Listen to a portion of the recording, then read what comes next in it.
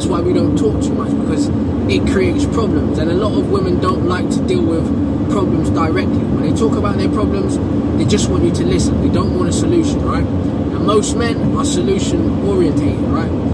If there's not a way to fix this problem, and if you're not going to offer me something that can fix this problem, I'm not going to waste my time discussing it with you.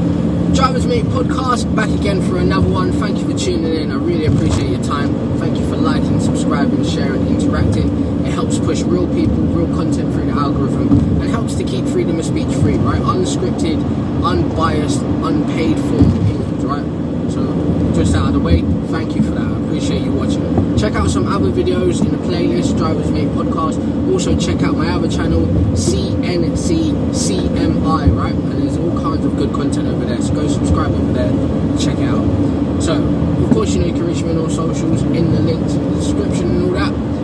Thank you for your time. Right, now let's get into it. What we're going to do today is a reaction style video, and as usual, we'll pick a random YouTube short and we shall respond with whatever comes to mind, and you'll see my reaction.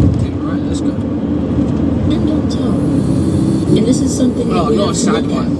They're taught to be a man and internalize everything, and then on top of that, us women, we have never learned. We were never taught what it means to create the atmosphere for your man to open up himself to you. And so in times, in moments where your man opens up himself to you, it's very hard for you to receive it. In fact, in a moment where you were upset at him, angry at him, mad at him, you used that information that he gave you, which was so sacred, against him. It was a slap to his face. And now you're asking yourself, why doesn't he want to speak to me? Why isn't he going the same way that he did before? So we have to learn how to create the atmosphere for a man. Alright, well, here you go. Another sad video, right? Discussing gender politics, right? Gender roles, what should be, what shouldn't be, right? And all of this whole thing from the top of the pyramid to the base of it is all subjective, right? Every individual person is different, every scenario is different.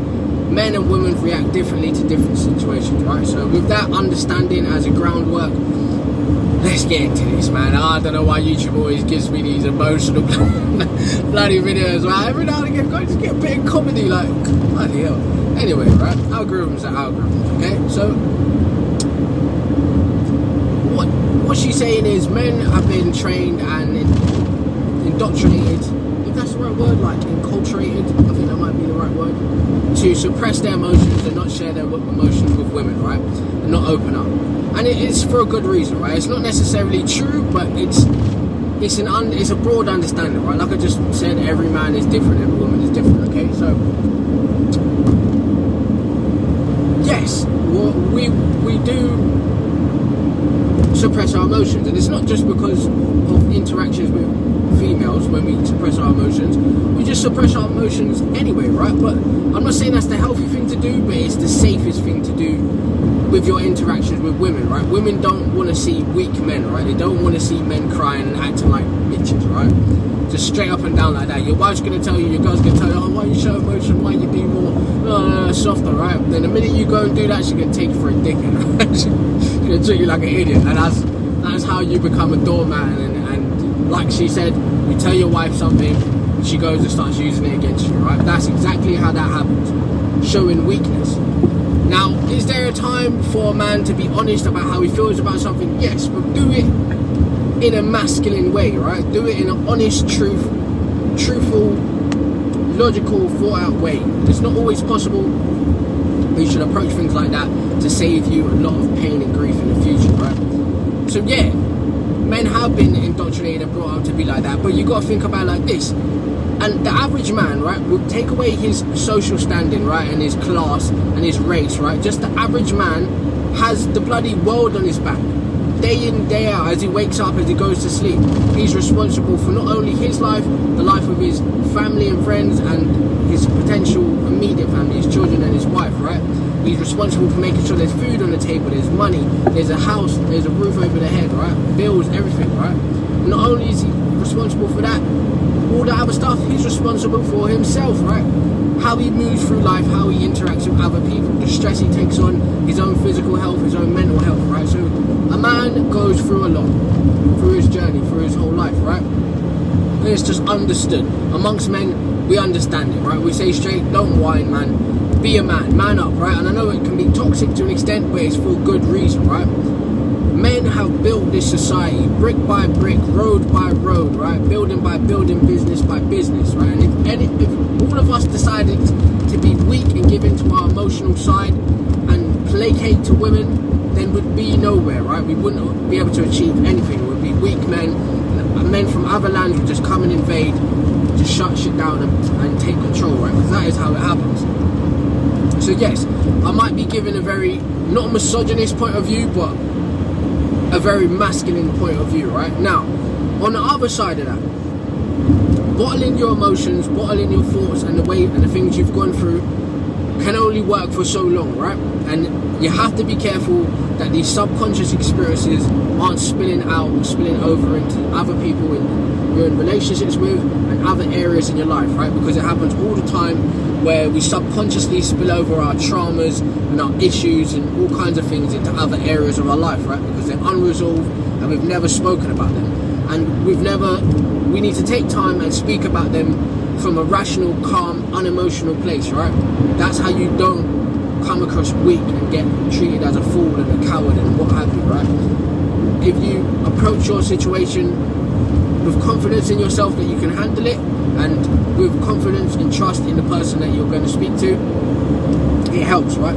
Because you unload some of that burden. Whether that person decides to do whatever they do to help you or not help you, that's on them, right? So what's outside of our control is outside of our control. But at some point in life, you need to be able to use either some kind of work, some kind of creativity or a conversational piece to be able to get off these problems and these issues that you may be having, right? Be very careful with who you decide to share with, right?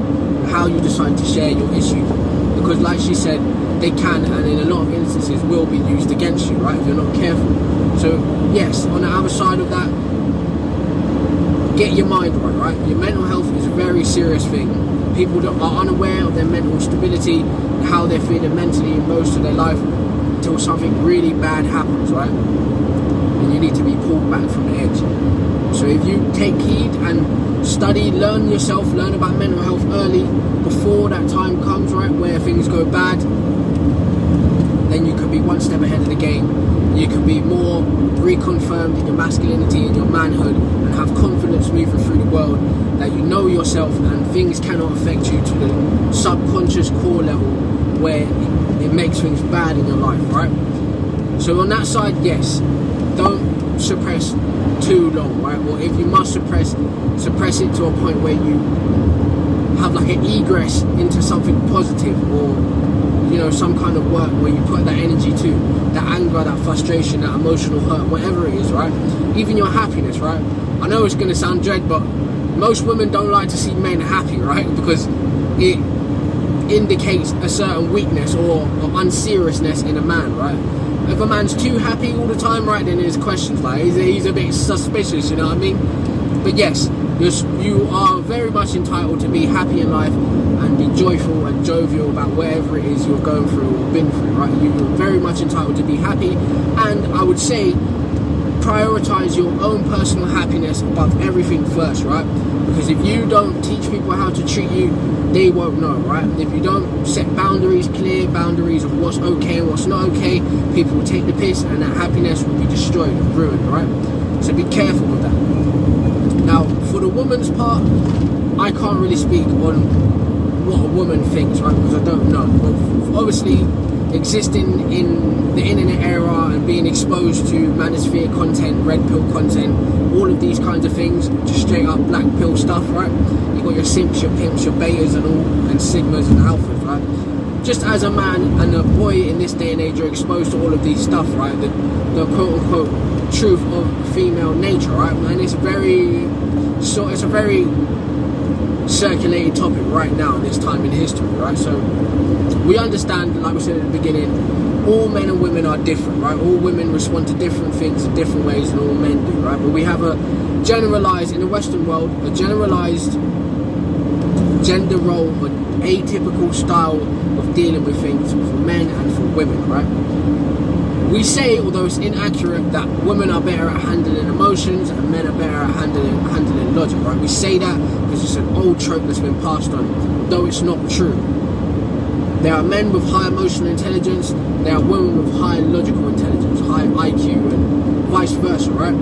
So the emotional intelligence and actual intelligence, like logistical or logical intelligence, is a sliding scale for both genders, right? So let's put that out of the way. But you must understand, in general, I know I'm using old recycled tropes, but women want to feel safe with a man, right? They don't want to feel like this man is weak and he could potentially... So like in nature, if you had a lion and a lioness and their cubs, right? The lioness needs to know that the cubs are going to be safe when she has to hunt, right? That another predator or another lion is not going to be able to just come in, kill the cubs and take over the family tree, right? Basically. So it's the same thing that converts down to human nature too. Women want to be safe enough to know that this man is going to not only provide and protect, but create a space where she can nest, right? She can have a safe space, a house, a home, a flat, or whatever it is, right? Even just an emotional confidence in you, right?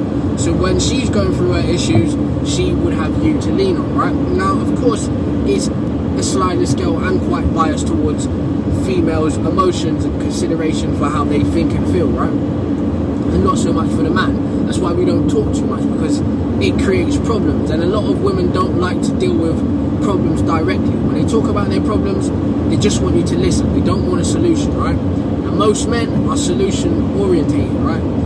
If there's not a way to fix this problem, and if you're not going to offer me something that can fix this problem, I'm not going to waste my time discussing it with you or worrying about it, right? Because it's out of my control, so I'm not even going to speak about it. But like I said, don't let that leak into other things. No, that's my 2 cents on it, right?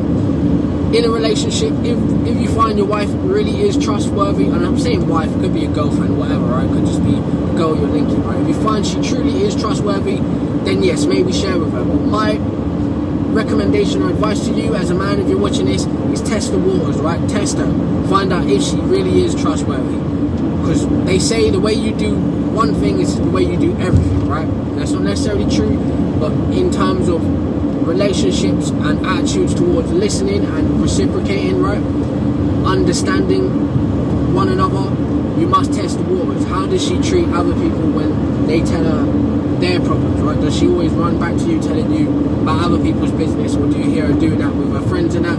Then you know it's not a good idea to discuss your private feelings about something with this person, right? It could be your mate as well. If you find they're always talking about other people, it's not a good idea to share your personal griefs or grievances with that type of person. Now, you can keep them as a friend as long as they serve a purpose to you, but know the barrier, know your limits with these people, right? And my advice also on top of that, if you find your significant other is that way inclined, you might want to think about finding a new partner, right? Or finding at least someone else that you can talk about your problems with, that you can trust. That's not going to betray your confidence, right? So that's my 2 cents on that. I know it's kind of surface level and shallow, but hey, I don't really like speaking about these like relationship deep topics, right? I'm no Dr. Phil, I'm no Coach Red Pill, none of these kinds of people, right? Just a guy in a van with a couple of ideas, right? So that's my 2 cents on that. You let me know what you think in the comments. Should men be more emotional and open up to their wives, or should we just keep it how it is, right? Keep that strong stoicism and just keep pushing on and progressing as soldiers, men, warriors in whatever field you do, whatever business you do, being a warrior in that, right? You let me know what you think, right? Drivers Mate Podcast. Check me out on all social medias, Drivers Mate or Drivers Mate Podcast, Instagram, TikTok, Patreon. Oh yeah, Patreon, yeah. Exclusive content. Sign up, become a member. Request videos to be made. Request me react to something, give you a like. I will consider it, right? Shoot me an email at driversmatepodcast@gmail.com if you want to discuss something more in depth on the other side of things, or a DM. You let me know, right? But other than that, check me out on CNCCMI. That's on YouTube and on Instagram. And thank you for your time. I appreciate you tuning in for another episode of Drivers Mate Podcast. Don't forget, like, subscribe, share, and check the next video because it's good stuff.